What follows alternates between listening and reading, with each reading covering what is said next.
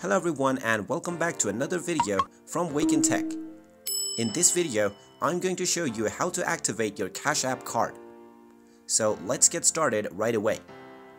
First of all, just go ahead and open up the Cash App application on your smartphone. If you're asked to log into your account, just go ahead and log in using your email address and your password. Now, once the application is opened up, just tap on the wallet icon underneath the request button. This will then take you to the cash card page. Now to get your free cash card, just tap on the Get Free Cash Card button. You can then choose the style of your card from classic and metal design. After choosing your design, just tap on it and then you will be able to personalize your card. After making your desired changes, just tap on the Done button and then you can tap on Order Card to order your cash card.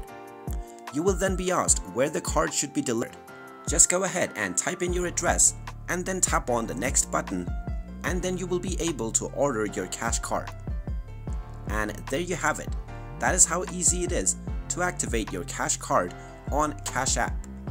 If you find this video helpful, make sure you hit that like button and subscribe to our channel if you haven't done so already. Also ring that notification bell to never miss another update from us. Thank you for watching and I will see you again in the next video.